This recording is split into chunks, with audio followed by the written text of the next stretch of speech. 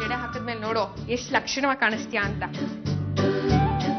ಸಾವಿತ್ರಿ, ನಾನ್ ನಿಂತರ ಆದ್ನಲ್ಲ, ನೀನ್ ನಂತರ ಆಗು. ಅಂದ್ರೆ ನನ್ ಡ್ರೆಸ್ನ ನೀನ್ ಹಾಕೊಂಡ್ ಬಾ.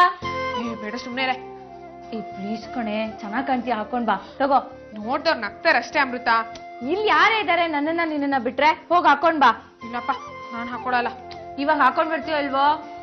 ಅಮೃತ ಪ್ಲೀಸ್ ಕಣೆ ಸಾವಿತ್ರಿ, ತಗೋ. ಹೋಗು ಹೋಗು ಹೋಗು ಹೋಗು.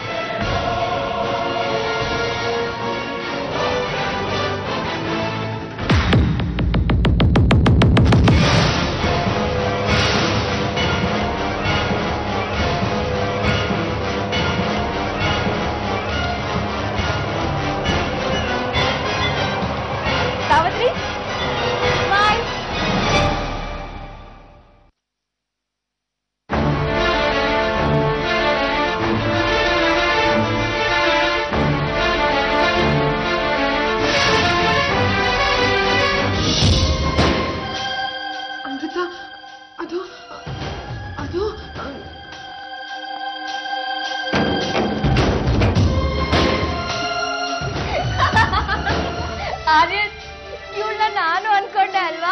ಯೋ ಪೆದ್ದ.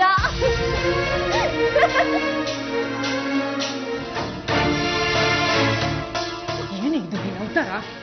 ದೊಡ್ಡ ಮನೆ ಸೊಸೆ ನೀನು, ಈಗ ನಡ್ಕೊಳ್ಳೋದು?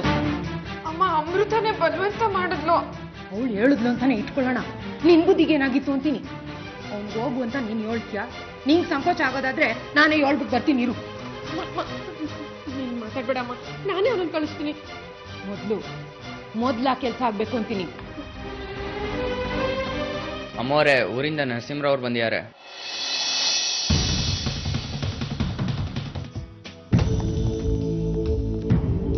ಅಮೃತ,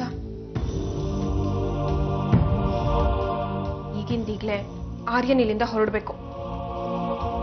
ಯಾಕೆ ಸಾವಿತ್ರಿ? ಅಮೃತ, ನಿಮ್ಮಪ್ಪ ಊರಿಗೆ ಬಂದಿದ್ದಾರೆ ಕಣೆ.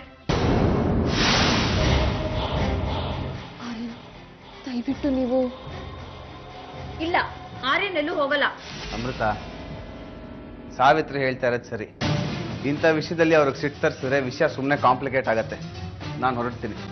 ಪ್ಲೀಸ್ ಕಣೋ. ಆಮೇಲೆ ಸಿಗ್ತೀನಿ. ಇರೋ.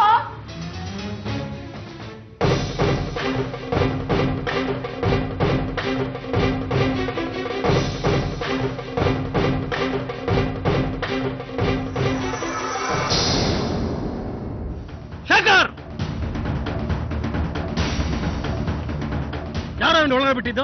ಹಾಕ್ಬಿಟ್ರೆ ಇವನ್ನ. ಇವನು ಯಾಕೆ ಇಲ್ಲಿಗೆ ಬಂದ?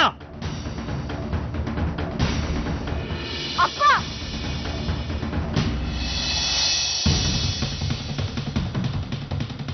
ಆರ್ಯನ್ನ ನಾನ್ ಕರ್ಸಿದ್ದು. ಅವನು ನನ್ನ ಫ್ರೆಂಡ್, ನನ್ನ ನೋಡಕ್ ಬಂದಿದ್ದಾನೆ. ಈ ಮನುಷ್ಯನ ಬಗ್ಗೆ ನಿನಗೆ ಗೊತ್ತಿಲ್ಲ.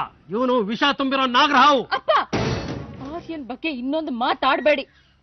ನಾನು ಅಮೃತ, ಆರ್ಯನ. ನೀನ್ ಸುಮ್ಮನೆ ಇರೋ. ಏನೋ ಮಾತಾಡ್ತೀಯ? ಕಜ್ಜಿ ಮುತ್ತಿ ಬಂದಿದ್ಯಾ? ಮಾತಾಡ್ತಾನಂತೆ. ಇನ್ನೊಂದ್ ಸರಿ ನೀನು ಈ ಕಡೆ ನೋಡಿದ್ರೆ ಕೊಚ್ಚಾಕ್ಬಿಡ್ತೀನಿ. ಅಮೃತ, ನರಸಿಂಹರಾವ್, ಎಲ್ಲಿ ಬಿಡ್ತೀಯ ನಿನ್ನ ಬುದ್ಧಿ? ನೋಡಿದ್ಯಾ ಅಮೃತ, ನೀನು ಹುಷಾರಾಗ್ಬೇಕಾಗಿತ್ತು. ಅದಕ್ಕೆ ಅವ್ರ ಹೆಂಡತಿನ ಚೂ ಬಿಟ್ಟು ನನ್ನ ಮನೆಗೆ ಕರೆಸ್ಕೊಂಡ್ರು. ಈಗ ಎಲ್ಲ ಸರಿ ಹೋಯ್ತಲ್ಲ, ಕೊಚ್ಚಾಕ್ತೀನಿ ಅಂತಾನೆ.